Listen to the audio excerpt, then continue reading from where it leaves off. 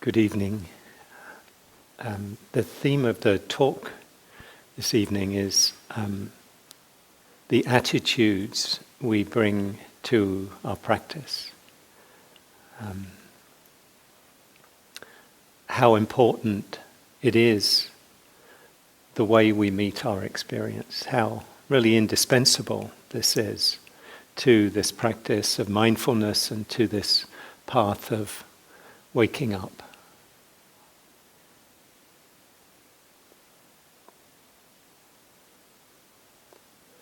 We're all aware, I think, of the huge explosion in interest in mindfulness. This kind of everywhere in our culture, sports, medicine, the military, or many schools, many different areas.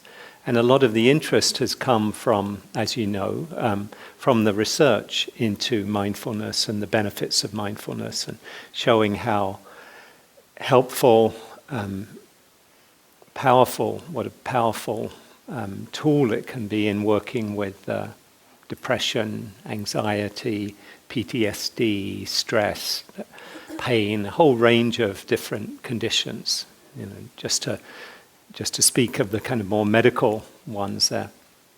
And out of this has come an interest in, particularly among researchers, but also among teachers too, in like what is it about mindfulness that makes a difference? You know, what are the elements of mindfulness? So you could, for example, say that there are certain qualities of mindfulness that help people work with ADHD, for example.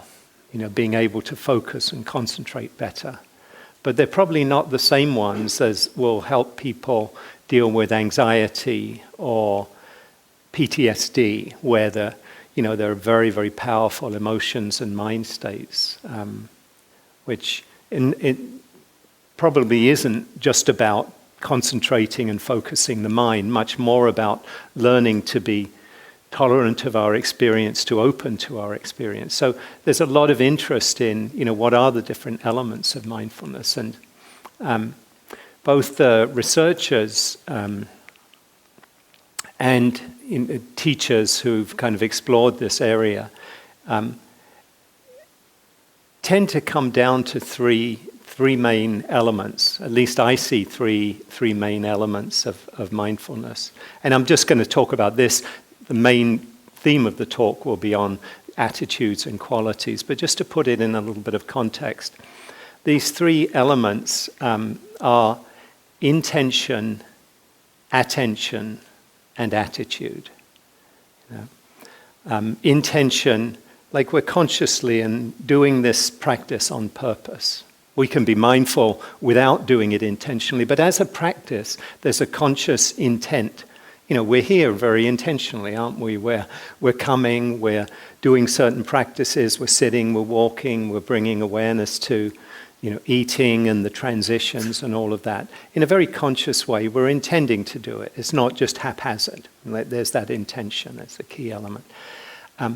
Another key element is we're paying attention.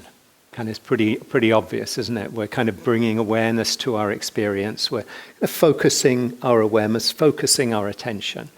Whether it's to deepen concentration, that can be one way, but just to be aware of our experience. Using the breath, using sound, coming back when the mind moves into, wanders off into thoughts, gets caught up in plans and memories, coming back. So this attentional element of mindfulness.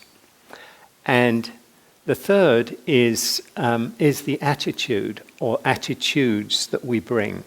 The question of how we meet our experience. It's one thing to pay attention, obviously, but there's a lot of people paying attention in a very focused way, in ways that perhaps are not so helpful.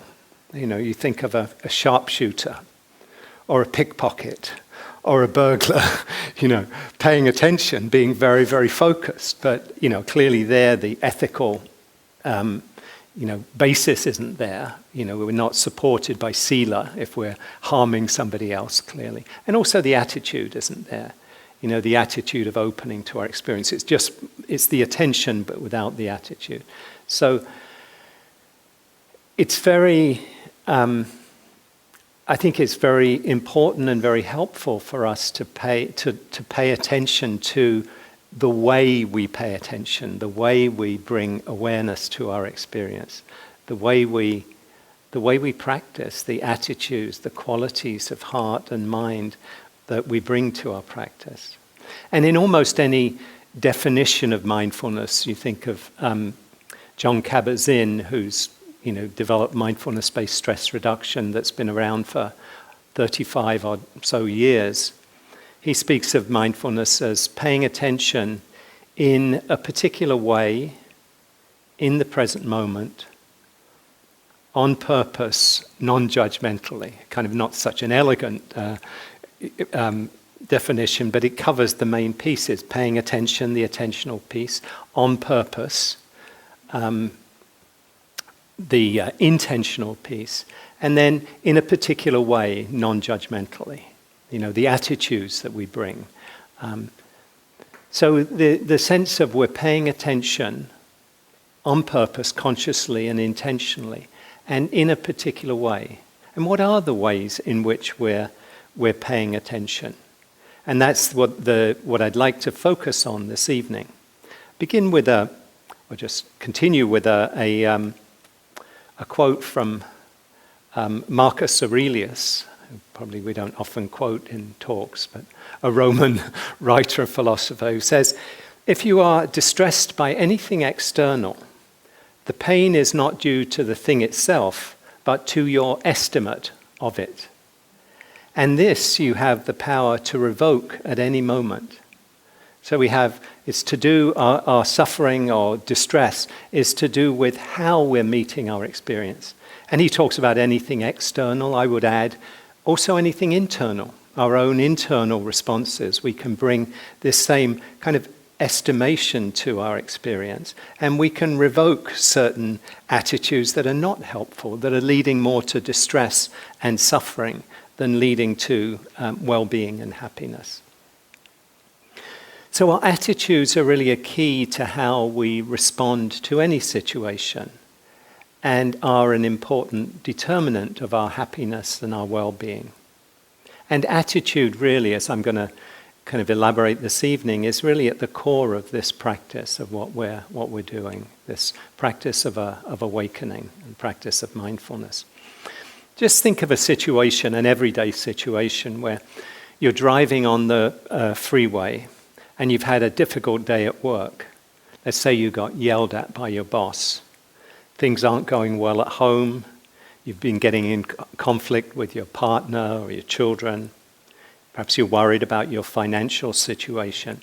And there you are, and you're trying to get somewhere and you're late for an appointment. You're feeling tense and anxious and irritated when a driver swerves in front of you. How are you likely to respond in that situation? What's the kind of predisposition? What is the kind of the leaning of the mind, the inclination of the mind when that event happens? Just to give you a contrasting situation, same kind of objective situation, driving on the freeway, but you began your day with some yoga and meditation. You had a chance to take a walk in the woods. Things are going pretty well at work and at home. You're enjoying the drive. You're not in a big hurry to get anywhere. And a driver swerves in front of you. How are you likely to respond? So again, it's not predetermined. It's not saying absolutely this and absolutely that. But there is, as you can kind of see in that situation, a kind of a leaning towards particular kinds of responses, depending on the conditions of our heart and our mind at that time. Maybe in the second case, more spacious, more open, more accepting. Then how are we disposed to meet whatever the world throws at us, or whatever our internal experience throws at us?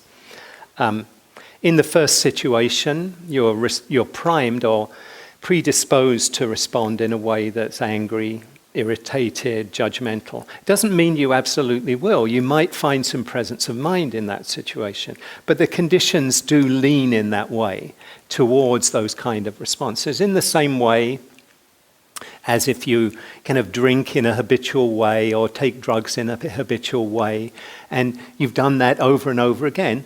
Obviously, on a particular occasion, the weight of habit, the weight of conditioning, you could say the weight of karma, is moving in that direction. Again, it doesn't mean you can't make the choice. And with awareness, we can make the choice. And that's kind of the essence of this practice, that we can, in any moment, kind of reverse directions, or we can stop, what patterns and things that have been going on even a long, long time. But there is that weight. And really, I think what we're talking about is kind of inclining the weight, the leaning towards happiness rather than towards suffering. In the second situation, you're more primed or predisposed towards a skillful response, a more skillful response. You're not on a hair trigger. You're not primed to act out of irritation, anger, etc. You still might, depending on other causes and conditions, but overall the leaning is in another direction. Our attitudes really set us up to respond in either a skillful or an unskillful way. And they lead us to freedom or they lead us to suffering. So what exactly are attitudes? And why are they so important to us in this practice of mindfulness meditation, this practice of waking up? In psychology, attitudes are seen as learned tendencies to evaluate certain things, people, places, situations, either favorably or unfavorably. So learned tendencies to evaluate situations or people or things, favorably or unfavorably. So in that is the kind of the idea, clearly, that our attitudes can change. They're learned tendencies, they can change. And in Buddhist understanding, and in this practice of mindfulness too, attitudes are seen as changeable. You can cultivate attitudes that support greater happiness and well-being, and you can abandon those that lead to greater stress and greater suffering and worry and unhappiness. So key questions you can ask yourself at any time in meditation and in daily life are, how am I meeting this moment? How am I meeting this moment? I feel it's one of the most valuable and important questions we can ask, really, just to check in. How am I meeting this moment? Which is really a question about our attitudes at that moment. What are the qualities of heart and mind with which I'm responding to my experience here and now? So just take a moment, maybe if you like to just close your eyes, and check in with your attitude right now. How are you meeting this moment? What do you notice? Is there any resistance to what you're experiencing?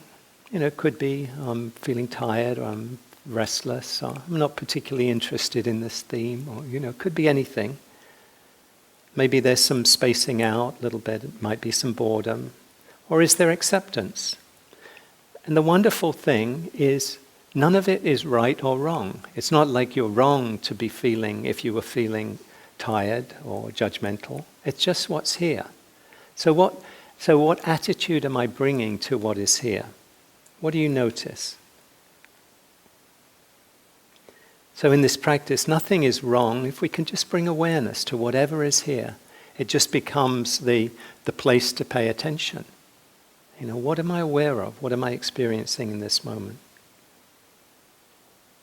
And if you are aware that you're feeling resistance or irritation, caught up in some kind of negative feelings or some challenging or difficult feelings, invite an attitude of kindness, of acceptance to what you're feeling.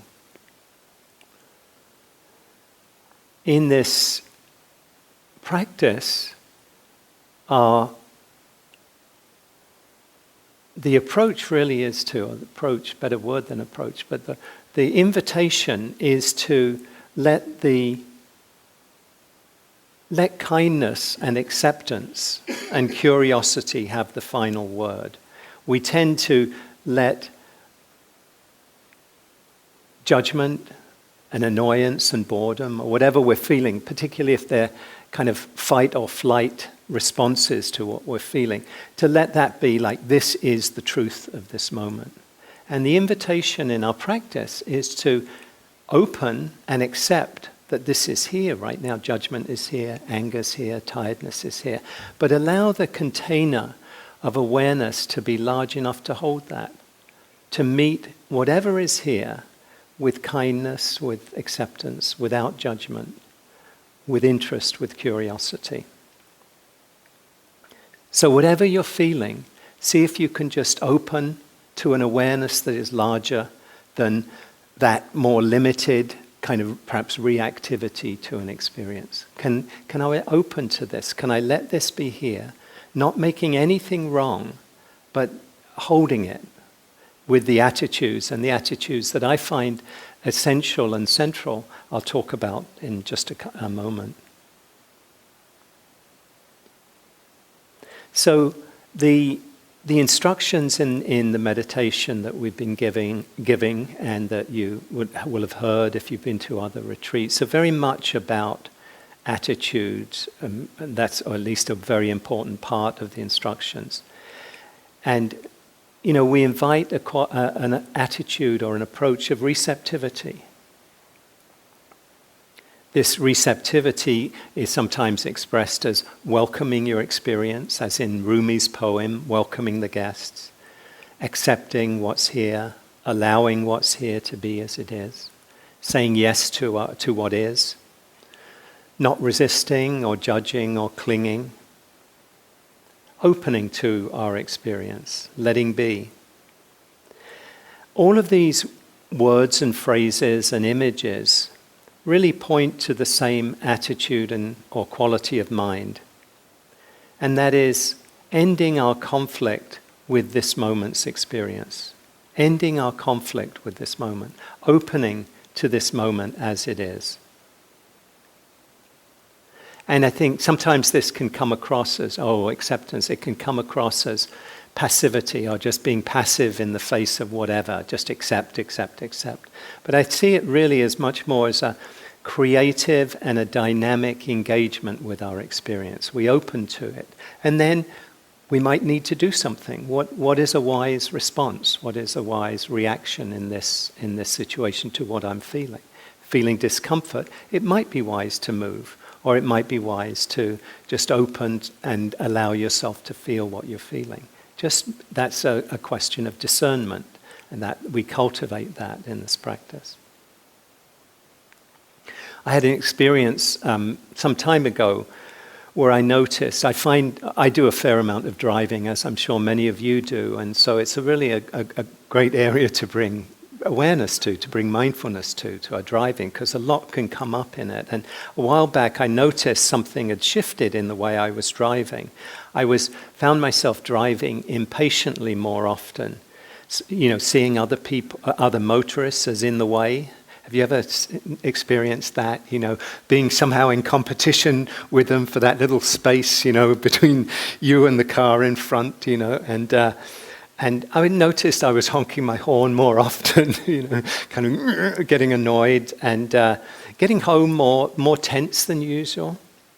And I wasn't aware of a particular reason for driving in this way, because I think of myself normally as a fairly kind of responsible and peaceful driver. Not all the time, but a lot of the time. And at the time I was teaching a course on bringing mindfulness to habits. So it seemed like this was a good habit to bring mindfulness to. Like, what is going on here? So one of the things I looked at my intentions and, explored those, and found that, my intentions, when I touched into my deepest intentions, they were to be kind and thoughtful, and I wanted to get home safely or get to where I was going safely. I wanted everyone else to as well. But that wasn't really the intention I was acting out at those times. I was caught up in a much narrower kind of intention. And when I examined my attitude, I saw that it was generally one of resisting what I was feeling in the moment, and it was really of leaning into the future, which at the time seemed more important than the present moment. So what was happening was being unaware of my attitude, unclear about my attitude, and how I was relating to my experience. What I was doing was I was unconsciously acting out whatever urges or emotions were operating under the surface of my consciousness. I wasn't aware, I wasn't really paying attention, I wasn't clear about my attitudes. And so whatever was going on kind of in my life that might be causing problems, it was kind of getting acted out in this field. And the more I continued not paying attention to my experience, the more habitual my pattern of impatient driving became. And the more it was coming to be my default mode. Because I kept doing it that way, that became like, over time, without awareness, it would be just that would be the way I drove around. It would, and we know, maybe some of us are here do that, but we see people who are kind of in that place, like, it's like a lot of energy, a lot of resistance, a lot of getting somewhere, not very present. So it was very helpful to bring awareness to my attitudes and seeing the ways in which at the time, my intentions and attitudes weren't aligned with my deeper intentions and the attitudes I really wanted to cultivate. I was able to kind of come back and re-establish an intention to drive thoughtfully and safely with an attitude of kindness and acceptance. And in this way, I was able to kind of come back and reset my default mode, as it were. Now after that, when I found myself triggered in a particular situation, I could much more easily come back and come back to what is my intention here? What is my deepest intention? And what are the attitudes that I want to cultivate and bring to this situation? So attitudes are really key to how we respond to any situation, and they're really extraordinarily important in terms of whether our actions and our thoughts and our words lead to happiness or lead to suffering. And Pat last night talked about a couple of attitudes. And there are many attitudes that support us being present, support us opening to our experience in a skillful way that will lead to happiness, to lead to greater happiness and well-being. He spoke last night about curiosity and patience, and maybe some others as well. John Kabat-Zinn, in one of his books, talks about 7 particular attitudes. I just name them, and in some way I'll cover a number of these. But one that comes up a lot is non-judging. Meeting our experience without judging it. That's so important, isn't it? Just when we judge our experience, we're not allowing it to be as it is. We're not bringing awareness to it. We're kind of making it something we need to get rid of or avoid. So meeting our experience without judgment. Patience, this attitude of allowing things to unfold and be experienced in their own time. He speaks about a beginner's mind, where there's this attitude of openness and freshness to our experience, that we're not believing that somehow we know this experience. We've been here before. That kind of been here, done that. That kind of whatever attitude. Oh yeah. Oh, the breath. Oh God. Been breathing all my life. What's so interesting about the breath? And yet, obviously, when we bring awareness to the breath, the whole world is in there. Suzuki Roshi, the great Zen teacher, said, in the beginner's mind there are many possibilities. In the expert's there are few. When the glass is already full up, there's no room for anything else to come in, no room for any new information. So if we can empty ourselves of the knowing, of that, not deep knowing, but that kind of everyday knowing that we think we know, we think we're an expert on our experience, empty that, and then life can come in. Experience can come in. New information, new ways of seeing can come in. Another is trust, honoring our own inner wisdom and our potential for growing and learning. And having the confidence that we can find refuge in the present moment and meet life as it unfolds. That kind of taking refuge really in the Buddha, in our own awakened hearts and minds. Others, he gives a non-striving, how when we're striving, we're leaning into the future and we're not present for our experience.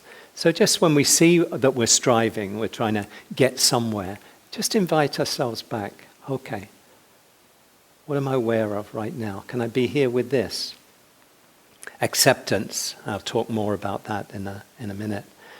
And letting go, cultivating an attitude of being open, seeing where we're clinging or we're attaching to an experience and releasing our hold on it, just allowing it to kind of fall away.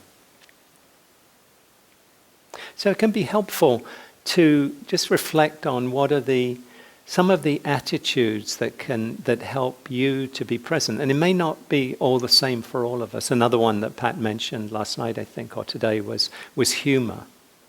Humor's a wonderful one. If we can see the humor in a situation, it opens up space. I mean, hopefully not harsh or, judging somebody humor, but just kind of opening to seeing like the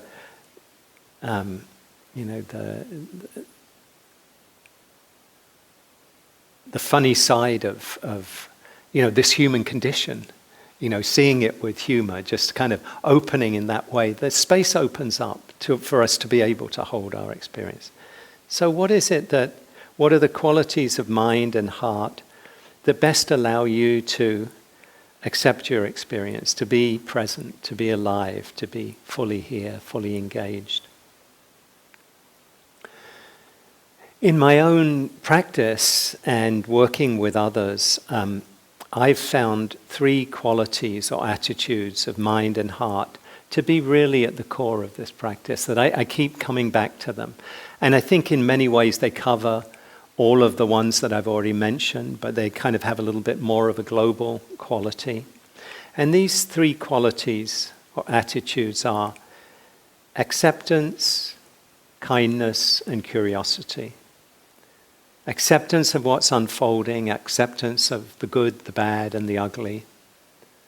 Kindness towards ourselves and towards our experience, as well as kindness to others. And curiosity, interest in what you're experiencing, interest in what's unfolding. So I want to look at each of these in turn and invite you to kind of explore your relationship to these qualities. Not to say that there aren't other important qualities, but just to see, am I meeting this moment with acceptance, with kindness, with curiosity? And I think these qualities, these attitudes, can be a tremendous support for our practice in meeting all sorts of challenging and difficult, sometimes painful conditions, if we can really cultivate these qualities. And as the Buddha taught, and as neuroscience is showing, and psychology and psychotherapy is showing, these qualities and attitudes can be cultivated. They're not fixed, they're not a given.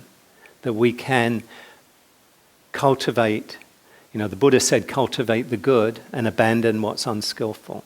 We can cultivate those qualities and attitudes that lead to happiness and well-being. And we can abandon those, let go of, abandon those that lead to suffering, to grief, to stress. So first, acceptance. Acceptance of our experience really is at the core of mindfulness, of mindful awareness. When, it's at the core of the Buddha's Four Noble Truths that when we resist life as it is, how life is unfolding, we inevitably suffer. We suffer when we resist reality, we resist the truth of what is.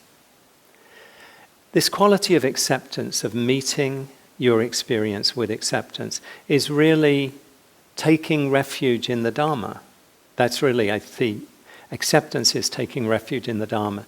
It's finding our ground, our security, our bedrock, our safety in the truth of how things are, rather than the way we might want them to be. So, and even when things are not the way we want them to be, accepting that this moment is like this. American-born Thai teacher Ajahn Sumedho has this kind of practice where whatever is here, he says, it's like this. It's like this. You might explore that. With sadness, it's like this. Restlessness, it's like this. Boredom, it's like this. Judging mind, it's like this. Whatever is here, it's like this. This is what's here. Not again to not make it wrong or judge it or try to get rid of it. Just simply see that this is a condition that's arising, unfolding.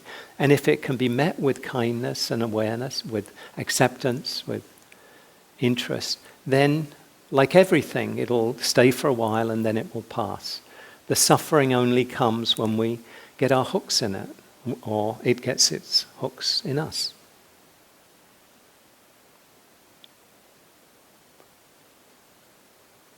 When we meet our experience with acceptance, we actually change our experience.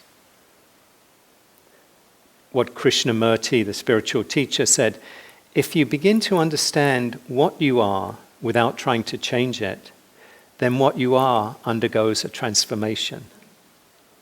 If you begin to understand what you are without trying to change it, then what you are undergoes a transformation. That's that paradoxical thing that if we let go of the trying to change, change comes. What was previously painful and had its hooks in us no longer controls us. We've shifted our relationship to our experience. Eckhart Tolle has a nice way of saying it. He says, what you accept completely, you go beyond. What you accept completely, you go beyond. I'll talk a little bit about this, accepting completely. The other side of this is what Jung said, what you resist persists. We perpetuate things that we don't like through resistance. That resistance gives them more energy, doesn't it? We know that. We experience it ourselves. And yet it's often very difficult not to go into that resistance. But what we accept, we go beyond. So we can't really be mindful if we're not accepting our experience, if we're in conflict with our experience. And for acceptance to be freeing, to be liberating, it has to be genuine and wholehearted, rather than conditional or partial. Tara Brach, who many of you know and have sat with, in her first book, called this radical acceptance. Acceptance that goes to the root, the radix, the root of our experience, radical acceptance. So if your attitude is, I'll accept this pain as long as it goes away in 5 minutes. That's not radical acceptance, is it? We call that bargaining. Your attitude is one of bargaining rather than acceptance. And when you bargain, your focus is on a future outcome, isn't it? In this case, the end of the pain. As long as the pain ends, then I'll accept it. Rather than your focus isn't on your direct experience, it's on wanting to get to that place you want to get to, the future.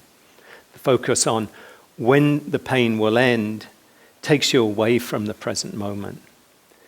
So if you become aware that your acceptance is partial or conditional, you can open to the resistance, meet it with kindness, and establish the intention to meet whatever sensations or emotions or thoughts arise. Meet them with full acceptance. So this is a practice of just, often our acceptance is only partial. It's like, oh yeah, but as long as it goes away. Then just to notice that and invite ourselves to, can I let this acceptance be radical, be deep, be wholehearted acceptance. I had an experience, this goes back quite a while, back in the mid-90s. I went on retreat in Bodh Gaya in India, where the Buddha's awakening, and this was a temple just down the path, as it were, just from the Bodhi tree, and probably affected by practicing in that place, this Buddha woke up here, maybe influence my approach. But what I experienced was, as practice, just exactly the same. It was a 10-day retreat and exactly the same as what we're doing here, the sitting, the walking, the eating, the mindfulness of all of the kind of unfolding of the day with these wise and skillful practices that we're doing. So I practiced for 5 or 6 days, and I still remember the feeling very strongly that where I was at was I had this sense I had to get somewhere. Anyone feel, maybe in this retreat, maybe at other times, in the practice, I've got to get somewhere. I'm not here right now, just got to get there, And there was something, this is what I felt was there was something I needed to see and know that I wasn't seeing and knowing. And once I got what I was missing, then I felt I'd experience a deep freedom, maybe even awakening, that if that I had to get there, but I wasn't there now. Here I was. And where I was a sense of definitely of striving, but it felt like a really kind of a tense striving, like wasn't good enough. But wherever there was going to be much better because there'd be deep seeing and deeper knowing. And somewhere around, I think, the 6th day of this retreat, somehow I let go of the searching. And I say I let go, but I don't really mean I let go. More accurately, this kind of intense striving fell away. I'm not sure, maybe it was a talk, maybe it was something that can help soften things up. And that kind of intense striving fell away. And what remained was an experience of deep peace and serenity. It was a feeling of real, everything is okay. Everything is perfectly okay, right here, right now. It was a sense of deep ease and well-being. And it wasn't that I'd gotten somewhere, but ending the struggle to be somewhere that I was not brought inner peace and happiness. And I like the way that the Tibetan teacher Chogyam Trungpa put it. He said, "There's no need to struggle to be free. The ending of the struggle is itself freedom." There's no need to struggle to be free. The ending of the struggle is itself freedom. So that was the experience of something let go, and then there was the realization that there wasn't any need for the intense striving. There wasn't any need for this duality of me being here and not good enough, not where I wanted to be, and that where I wanted to be would be where happiness or well-being or freedom was. And this isn't to say that we don't practice, there isn't a wisdom in sitting and paying attention. But it's that energy that I'm talking about, that energy of more of a clinging energy, that to notice when it's present and to just come back to being present with what is. So let's take a moment, again, if you like to just sit and comfortably, you don't have to do any big changes in your posture, but just close your eyes and let your attention come inward. And you can ask yourself, what's calling for acceptance right now in this moment? Is there something that maybe you have some resistance to that's calling for acceptance, to be met wholeheartedly, fully accepted? Has there been something arising during these days that's calling for acceptance? Perhaps something that's difficult to accept. Maybe physical pain or discomfort, tiredness or restlessness, or something you want to be different, maybe in your life, some aspect of your life or someone in your life that you want to change. Is there something or some person where you're not bringing full acceptance or deep acceptance, wholehearted acceptance to your experience? How would it be to bring wholehearted acceptance to this experience or to this feeling or this situation? to genuinely say yes to it. Is there anything in your experience that is calling for a wholehearted yes, rather than a partial yes or even a no? And sometimes it might feel too much to wholeheartedly say yes to something. Maybe something that you'd like to forgive but feels just too big.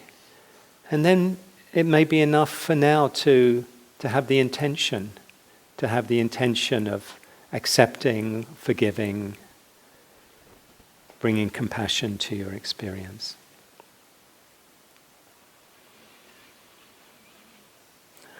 So when you're ready, just coming back into the room and opening your eyes.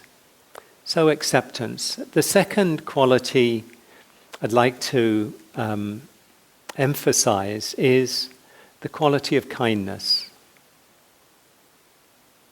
I think in the instructions, we talk a good bit about kindness, with meeting your experience with friendliness. Not having it be a kind of toughing ourselves through, even though occasionally that might feel like it's a wise thing to do. That giving ourselves space, meeting our experience with friendliness. And because many of us are prone to self-judgment and self-criticism, you may need to nurture and develop kindness towards yourself and your experience. And the other side of kindness, the harshness, the judgment, the harsh criticism, can be a real obstacle to opening to our experience. I met recently with a student who remarked on how difficult it was to be kind to herself. Whenever she tried to be kind and friendly to herself, she said, "What comes up right away in my mind is, who am I to deserve that? I haven't earned it. Who am I to deserve that? I haven't earned it." And often we have these voices. Maybe they come from our parents or our caregivers or some conclusion we might have come to from some earlier experiences in our lives, that somehow we're not worthy. We don't deserve kindness as much as other people do. Sometimes we could get into comparing mind. Oh, I have such a privileged life, and these poor people, who am I to deserve anything? And a wise person, it was attributed to the Buddha, but then people question whether the Buddha actually said it, but whoever said it said you could search around the whole world and the whole universe and not find anyone more deserving of kindness and friendliness and love than yourself. And yet, we're often, the harshest critic and judge of ourselves, harsher than anyone else. So if you tend to judge yourself harshly or feel a lack of self-worth, the practice of meeting with kindness, whatever arises, can help you open to and see the impermanence and the insubstantiality of these harsh voices of self-criticism and judgment. You can, with kindness, just see them. You don't get rid of the voices. You can bow to them. Thank you for your opinion. Thank you for your view. I'll take that on board. But not to treat it. We often treat these voices of judgment, particularly if they've been around a long time, as like, this is really the director's cut, This is the final word, You aren't good enough. I'm not good enough. So just let the container of acceptance and kindness and awareness be large enough to hold that and say, oh, there's the judging mind. That's judgment. It's not truth. There may be some piece of wisdom in there that you can bring awareness to as well, but not to treat as true every thought that arises in the mind. Kindness really directly counters these negative patterns of thought and belief. So if while you're meditating a self-judging thought comes up, I'm so lazy, I'm so unfocused, I'm so judgmental, you can just name that as judging and meet it with self-compassion, with kindness, recognizing it as a pattern And you could put your hand on your heart. You might say to yourself, forgiven, or peace, may I be happy. Just coming back and not treating the thought, the judgment as the final word.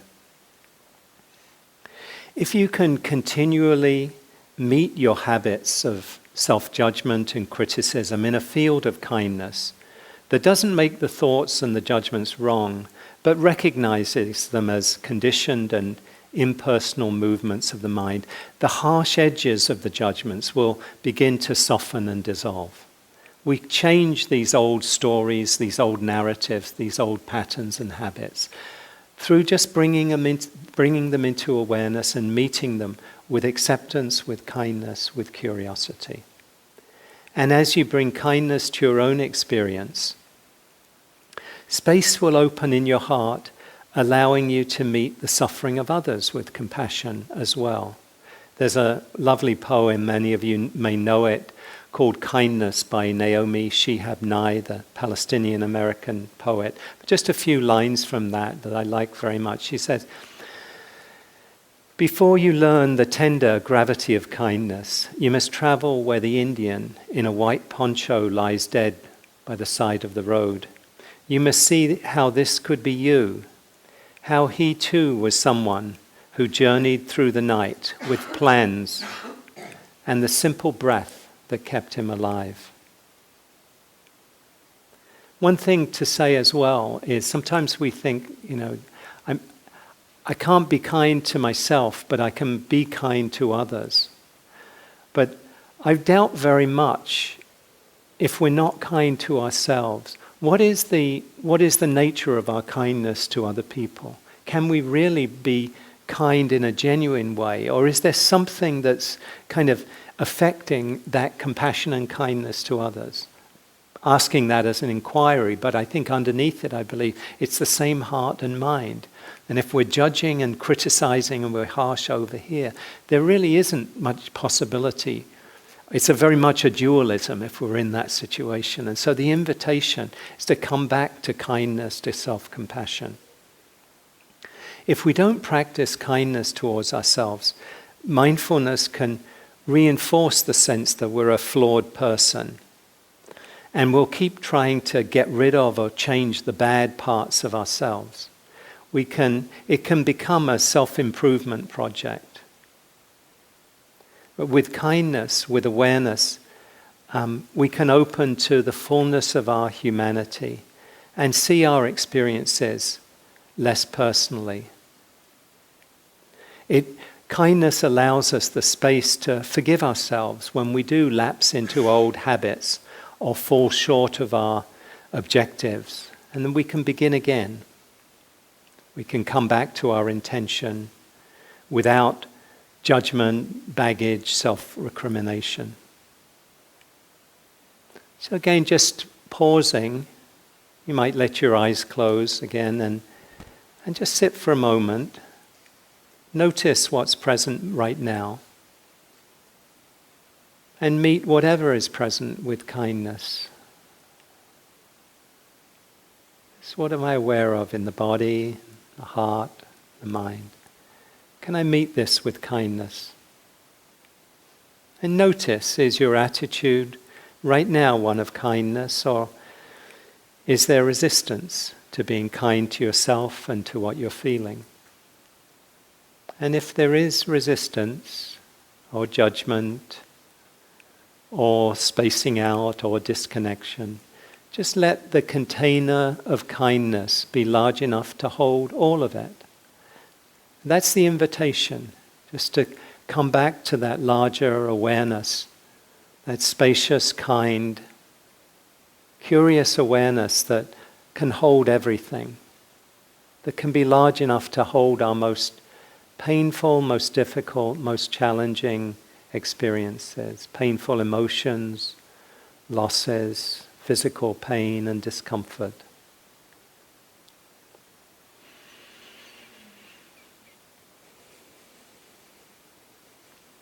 Now, if you'd like to open your eyes and it's coming back to the third of these qualities, these attitudes, and that's the quality or attitude of curiosity. Curiosity is the quality of being interested in what's happening, what's occurring. It really arises naturally out of paying attention to our experience. In the Buddhist teachings, what follows naturally from mindfulness is investigation, is interest. And kind of once we're aware, we bring mindfulness to our experience, we become more interested in it. We become more curious about it. We inquire into it more. It's just a natural unfolding. And out of that comes greater energy and joy. And this was called, the Buddha calls the 7 factors of awakening, 7 qualities of heart and mind that contribute to us waking up. And it arises naturally out of awareness, and we can cultivate it too. When we investigate something, we move out of identification with it, or with a story or a narrative we have about it. We move out of the narrative, the story, the being hooked on or in an experience, into the direct experience, into awareness of it. So if we bring awareness and curiosity to harsh judgment, we're no longer caught up in the judging, are we? We're now aware of judgment. So that difference is all the difference in the world between being caught up in judgment and being aware of judgment. We've stepped out of the judgment. We've taken the hook out of the judgment, or the anger, or whatever it is that's painful and difficult that we're caught up in. And with curiosity, we've stepped out of it. We've created space around it. It doesn't get pushed away, it doesn't get denied. It's just simply held in awareness with kindness and interest. Curiosity is a wonderful antidote to boredom. When you're bored, it means you've lost contact with your direct experience and have bought into a story in your mind. Oh, this isn't interesting. I wish I was doing something else. But instead of believing the story in your mind, you can investigate the feelings that are present. Let the thought that whatever is happening is boring go, and just pay close attention to your direct experience. What are you feeling in your body? What emotions are present? What thoughts are going through the mind? You've stepped out of boredom into interest in the thing we called boredom. And we're unpacking it already when we go into the direct experience. We're not in this kind of global, oh, boring. We're in sensation, resistance perhaps, perhaps a little bit of disconnection and tiredness, thoughts and stories in the mind. Oh, something else would be a lot more interesting than this. We're aware of all of that. We've shifted. It's a whole different experience from being caught up in that story. Psychologist Fritz Perls said, boredom is lack of attention. I think that's a lovely little definition of boredom. Boredom is lack of attention. With attention, with awareness, boredom itself becomes interesting. Sometimes as meditators, we feel bored when we're focusing on the breath. You know, that kind of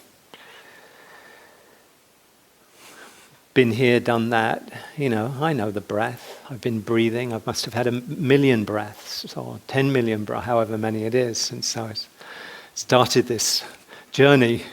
You know, what's so interesting about this? But when we bring curiosity to the breath, to our breathing, we can experience, you know, a whole universe in the breath, the subtly different sensations in the nostrils, the coolness, the feeling of the air, the breath going into the torso, into the lungs, the feeling perhaps of release as we breathe out. There is a whole world in there in the breath. Becomes much more interesting. In the same way, anything that seems humdrum or banal can reveal hidden depths when you shine the spotlight of awareness, of attention on it. The writer Henry Miller described this shift in attitude. He said, the moment one gives close attention to anything, even a blade of grass, it becomes a mysterious, awesome, indescribably magnificent world in itself. Anything, Even a blade of grass becomes awesome, mysterious, indescribably magnificent. And that really is, I think, a wonderful kind of description, a way of showing that something that is fairly everyday, when it's really looked at and really we become interested in it, we get drawn into it. We shift our relationship to it in a fundamental way. We've got a few more minutes and before we finish, but just close your eyes again and bring curiosity to your experience right now. By bringing awareness to 3 full breaths, just try and be as fully present as you could be for 3 full in-breaths and out-breaths, and see what you notice.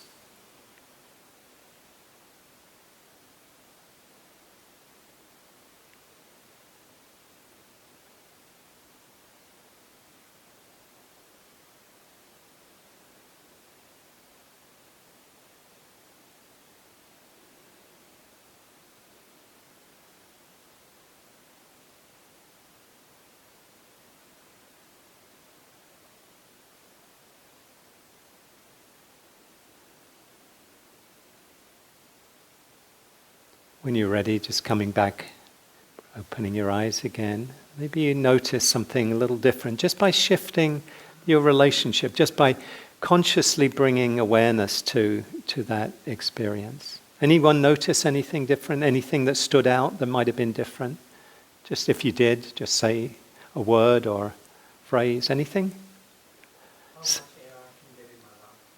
How much air you can get in your lungs. Lovely. Where was that coming from? Oh, thank you. Yeah. How much air? Nice. Anything else? Thank you. I was paying attention to my breath. I wasn't tired. You weren't tired. Yeah, you noticed you weren't tired. For 2 seconds. Lovely. Lovely. That's all you need. 2 seconds. Yeah. It woke me up too. Woke you up too. Yeah, it's lovely, isn't it? The way that attention in that way can bring energy in. It just can kind of bring aliveness in. So that can be helpful to remember in the practice, just to, if you're feeling kind of tired or disconnected, just to invite that closer awareness to your breath or to some other part of your experience, and just see what happens there. Somebody else, oh yes, yeah, thank you. Coolness. Fullness. Thank you, Pat. Yeah. A bird appeared in your mind's eye. Lovely, beautiful. Thank you. And we won't do this just because I have to finish in about 2 minutes, but another thing you can do, maybe do it for 15 seconds, but just take your right hand and put it up in front of your face, and if you can get a little bit of light on it from wherever you are, just look closely at your hand and just see what you see. Just notice maybe the colors and shapes and contours. Anything you notice there that you might not notice in other times or take for granted.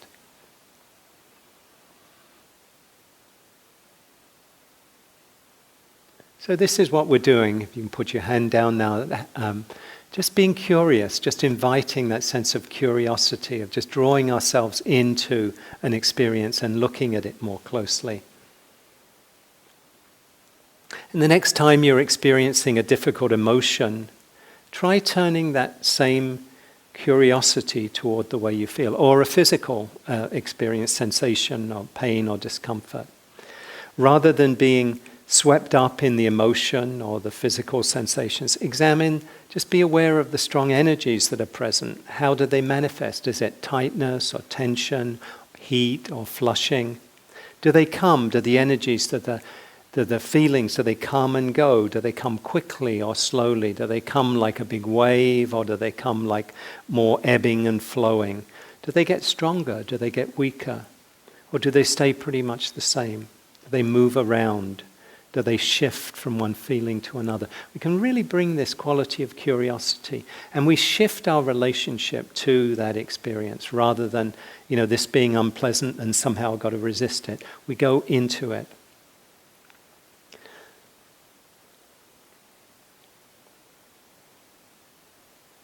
So just to finish off, inviting just a reflection on these qualities and not excluding any other attitudes and qualities that support mindful presence, support us being here. But for me, these qualities of bringing a wholehearted acceptance, cultivating a wholehearted acceptance of what our experience is right now, meeting it with receptivity, and cultivating a quality of kindness. Kindness towards yourself, kindness towards your experience. And really being curious, being interested. I think with these three qualities, we can open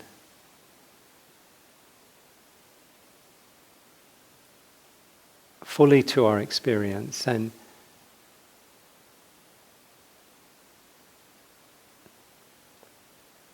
incline the heart and the mind towards greater well-being, greater freedom and peace in our lives by meeting our experience, not just in meditation, but in all of our lives, in this, with these qualities and with these attitudes. So you can come back, how am I meeting this moment with acceptance, with kindness, with curiosity? And invite you over the days and day or days ahead to kind of explore this relationship with your experience. How am I meeting this moment? So let's just finish with a short moment of quiet stillness.